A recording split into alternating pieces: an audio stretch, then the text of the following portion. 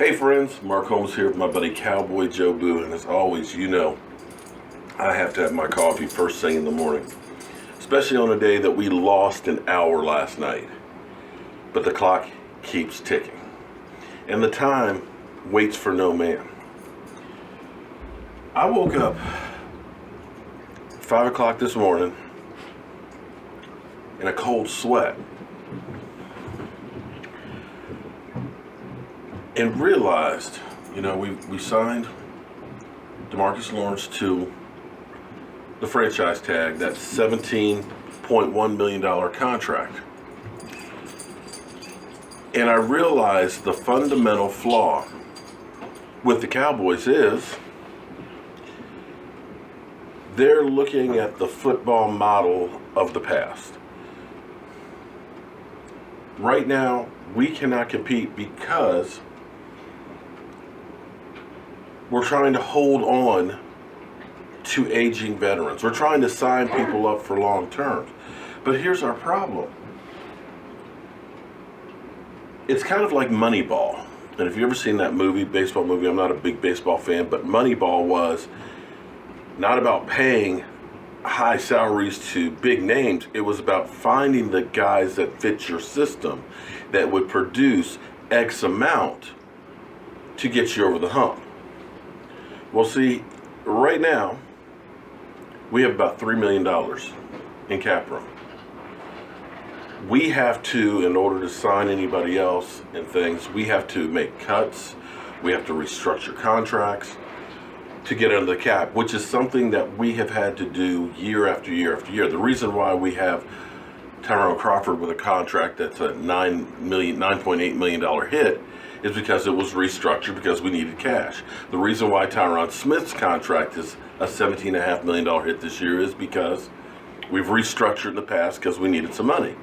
And if you end up buying a meal on a credit card and you pay it 6 months later, it's going to cost you more. But sooner or later, you have to pay it. And here's the problem for the Cowboys. It's actually worse than what I thought it was. And it's actually worse than it's been in the past. You take Tyron Smith's contract for this year. His cap number is 17.5. If we do not get a long-term deal with DeMarcus Lawrence, it's 17.1. Dez Bryant, if he stays on the team at the current salary, his cap hit is 16.5. You see where I'm going with this right now, guys? The cap is $177 million. Just those three guys right there, you have $40 million. $40 million for three guys. It gets actually a little worse because when you add in Travis Frederick, 13.2, Sean Lee at 11, Zach Martin at 9, and Tyrone Crawford at 9, and then another $14 million in dead money. Guys, that's $107 million. That leaves $70 million left to pay 46 guys, which averages out to $1.5 million per player. And that's before we actually have to pay a quarterback. So the problem is, when we go through the debate about Dez Bryant, keeping him, because he may end up having a great year and things, understand, keeping Dez means you don't have money to pay other positions. And that's where you have to understand that it's not about one guy. Because see, here's the problem. We had three of our top 5 guys that we're paying that missed significant time that affected our team. 3 of your top 5 players. And when you don't have those guys, the cupboard's bare. You end up going to a Chaz Green.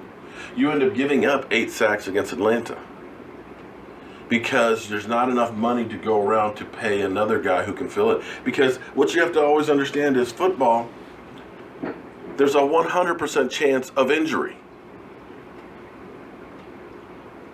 Every play is one play away from losing a guy. And you have to plan for losing that guy. And that's what always happens to our Cowboys. We are never in a position to absorb a loss or two of a player. You lose Tony Romo, you go 14-12. You lose Zeke Elliott, you miss the playoffs. You miss Tyron Smith, you lose some games. You lose Sean Lee, you give up 100 yards more per game. And fundamentally, that is the problem with the Dallas Cowboys, is the business model is flawed. Yeah, we always have a lot of Pro Bowl players. We always have a few players that are the cream of the crop of the NFL.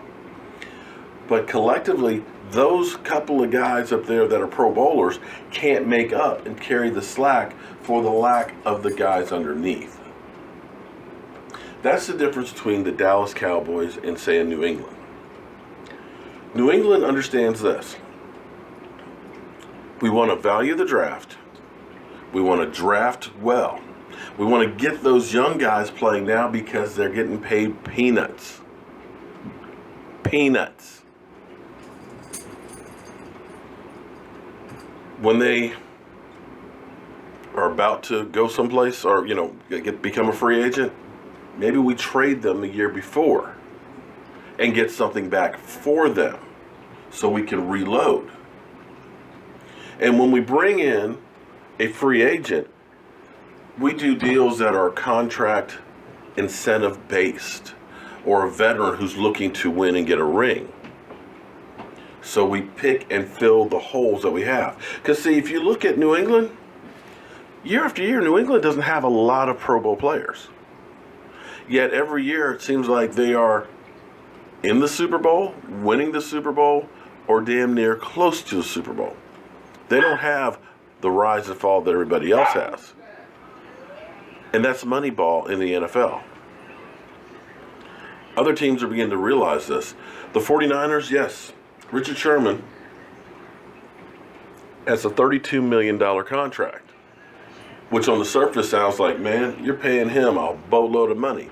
You're only paying him a boatload of money if he makes the Pro Bowl, in which case it's worth it. His base salary is actually only $5 million. So if you're telling me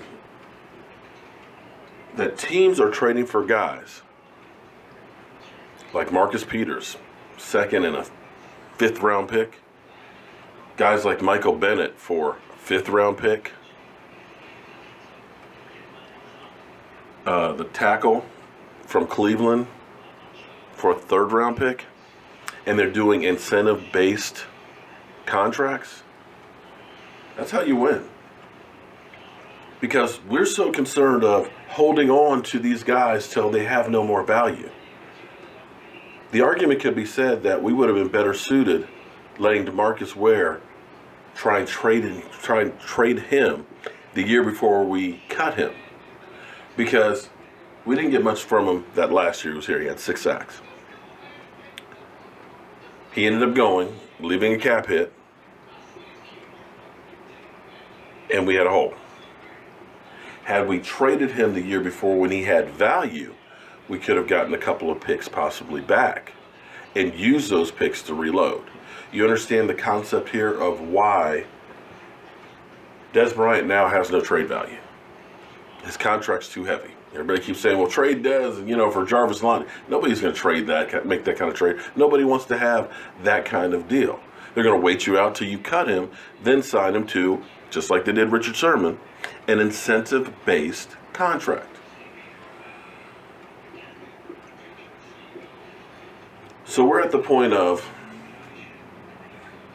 either we stand pat, pray that the draft gets us through, because the draft guys aren't going to cost much money, restructure, say, a Zach Martin and kick his money down the road, and just try and skate by, and we'll probably end up with the same results we've had, because this is the same thing that we have done year after year after year.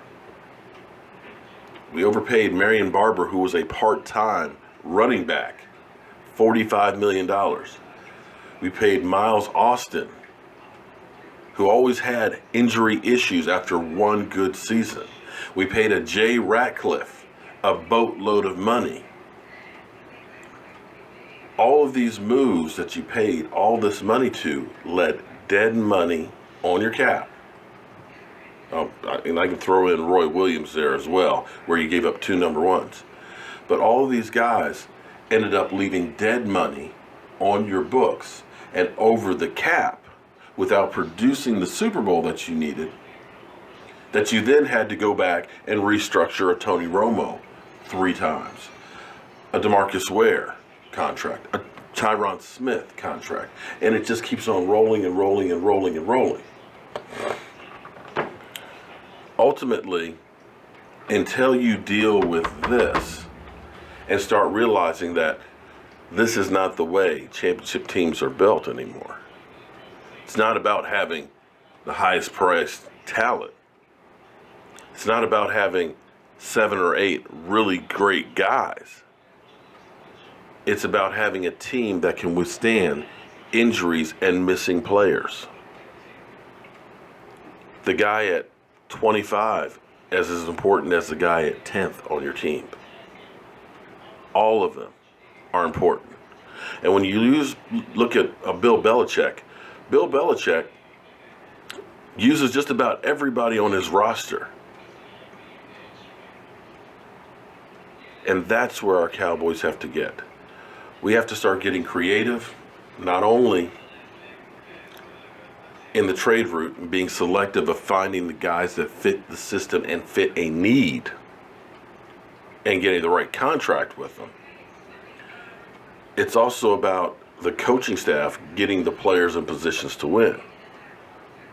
It's also about the training staff making sure that these guys' hamstrings are about stretched out as possible so they're not pulling hamstrings.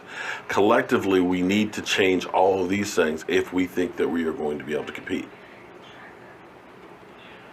But like I said this morning, when I started crunching the numbers laying in bed, it scared the hell out of me.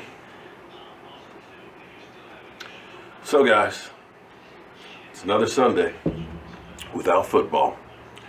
But the good news is, every Sunday without football brings us one step closer to the season getting here. Tomorrow, teams can start talking to free agents. Wednesday, the league year starts, although you couldn't tell me it hasn't already started. And it's going to get crazy. We're going to end up having a few players that we definitely know are going to be gone by Wednesday.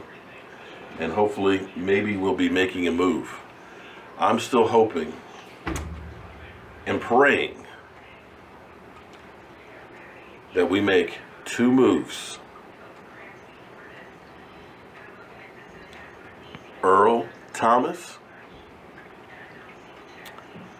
and we try and make an attempt to sign Demario Davis. You control the middle of the field, you control the field. I'm Mark Holmes. This is Cowboy Jobu. Thank you for watching. Hello friends, Cowboy Jobu here with an unsolicited opinion on the Jobu wings. You were saying about the wings? The wings are the best I've ever had. Hands down. Awesome. Okay, well, we've been passing out our recipe. If you actually look on our YouTube channel, we have all the recipes for all this stuff on here. With the women, with the ladies. You know that. Okay, slide in a little bit here. Okay, all right, so on 3. Hey, get in there, man. Okay, we're gonna do How About Them Cowboys. Okay? All right, everybody, on 3, How About Them Cowboys? 1, 2, 3. How about them Cowboys?